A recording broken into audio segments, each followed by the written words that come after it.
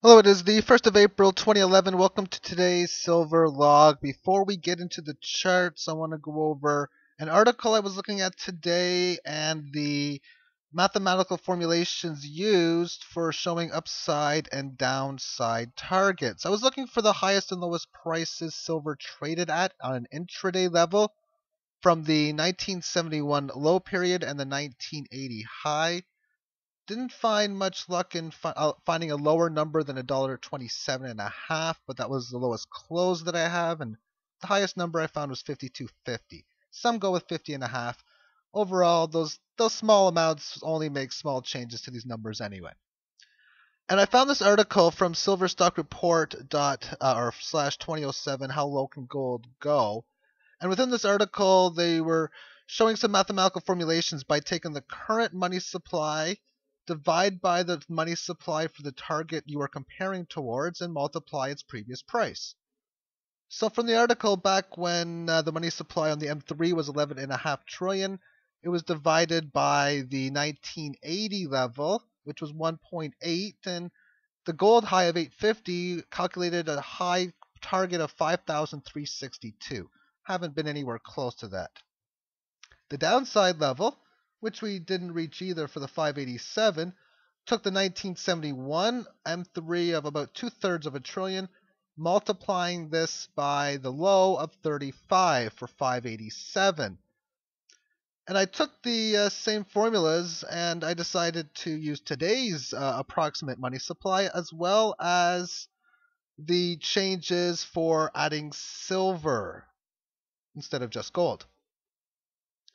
And what I came across was one, the money supply really hasn't changed too much in the last little while, but it's over the 11.5 trillion. So from 2008, it hasn't changed much. It's hard to find data for it. In fact, I'm looking for M3 data monthly, yearly, weekly that can span back a significant period of time for the use of comparing it within ratios of gold and silver, as well as showing upper and lower bands, which would be a pretty nice feature to have. But if anyone does have or know of access for the data on the M3, that would be really appreciated. I have the M1 from 1980. That's really all I was able to find. But they went off the M3, and the Federal Reserve decided that was the best thing, I guess. I don't know if they have anything to hide, but the fact is they went off it, or they just don't use it anymore.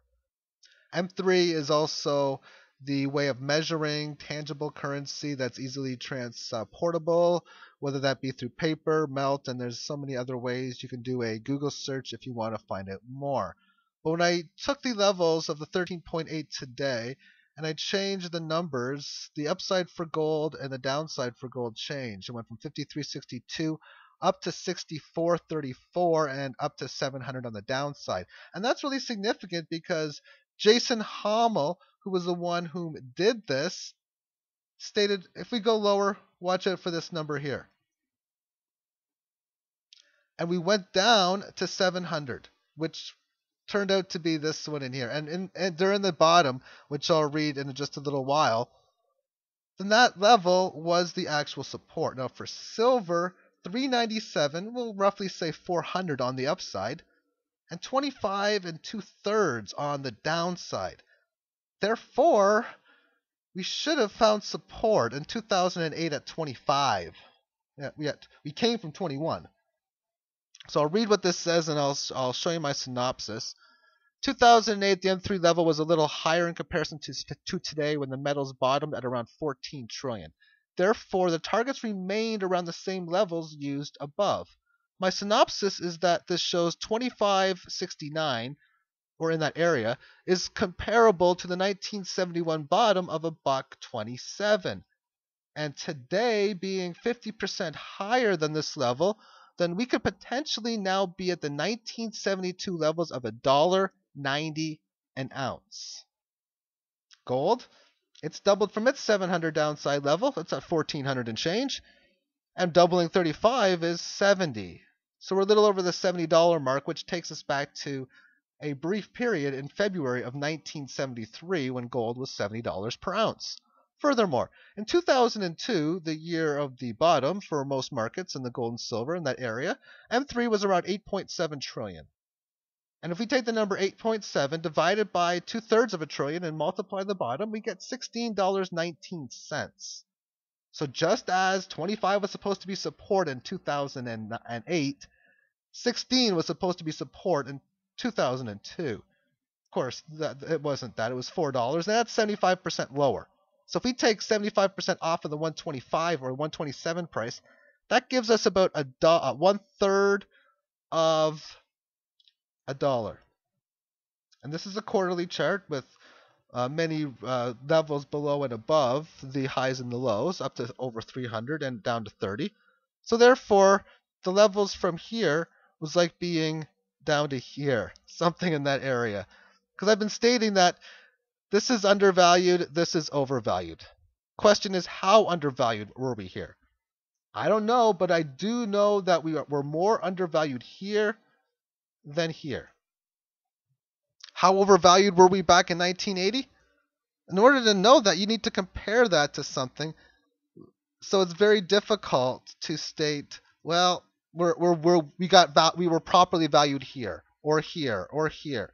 It's really a guessing game, calculated guessing game, or whatever information that you have to best determine it. Whether this information helps, I say it would a little bit with a lot of other different sources. But regardless, if this level here is now comparable to 400, that's where this would be from here to today. And just as it was feasible to go below the low that we were supposed to using the money supply calculation, then if we can go lower than it, we could easily go above it. Therefore, if money supply goes up 20% in a significant period of time where the market goes higher, and we take 20% on top of 400, then that would get us close to 500. So some might state we got to go to 500 silver. Well, we could go to 800,000, 2,000, or just any big number above it. Because if we can go well below previous value, then it's possible, I'm not saying probable, possible to be worth more than it was back in 1980. Now that's really jumping the gun right now with silver trading at $37 per ounce. But at $37 an ounce, that's like being at, we were like around a little under $2 back in 1973. That's where we were here, and the last time we were there. And if that's the case, then we went from, say, extremely undervalued to really undervalued to undervalued. Because if, say, this was undervalued, then we're undervalued today by theory of math. Moving on now to the shorter term time frame, and we'll move on to the weekly chart after this. This is the hourly chart going back to the 23rd of March. I'll have to wait and see next week to see if it's either going to be a failed breakdown, as it broke this significant support level of 37.5, which is pretty much a nice area of resistance. I was stating that we were mainly ranging between 37 and 37.5, and that changed it right in here, breaking above this resistance. So we found support at the previous resistance many times here, which is very bullish, and the dip below took us down to the 5-day moving average, and it came right back and above the 1-day. That's showing something's going to be a failure. Either the break below is a failure, or trying to get back within the range will be a fail. And oftentimes from the fail can bring the fast move. So for the failure to be the lower end of this, it really needs to get above a couple of key levels. One about the 75-cent mark. That's a big resistance point. And then again, the high at around $38.15. The volatility has been very, very low. So if you're expecting a breakout, most likely the trend will stay around the same. It will be low volatile, and thus it makes it easier to get in on positions of any sort if you're using strength. Because I also feel that if we can confirm a breakout above this 38 level, then that probably should be enough to confirm the breakout above 3140. That breakout from the exponential Fibonacci that has not been support yet, and thus a move to the $48.36 level, which is pretty much already confirmed, well, is confirmed using Fibonacci on the quarterly time frame anyway. Now we'll move on to the weekly chart. Oh, excuse me, before I go, a failed move on a break above here would test a low towards here, most likely a breakdown even down towards this Fibonacci mark. If, of course, the rally at the end of the day is that of a failed move. Now on to the weekly chart. And this is the weekly long chart, and I'll do a short chart. And we're having nice gains within this last few weeks, going back to last year.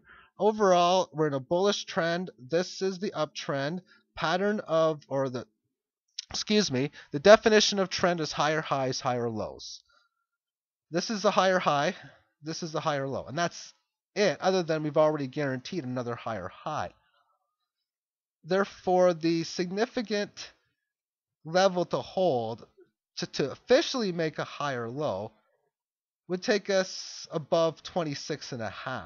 That's pretty much going extreme, but the often scenario is previous resistance comes back down to support.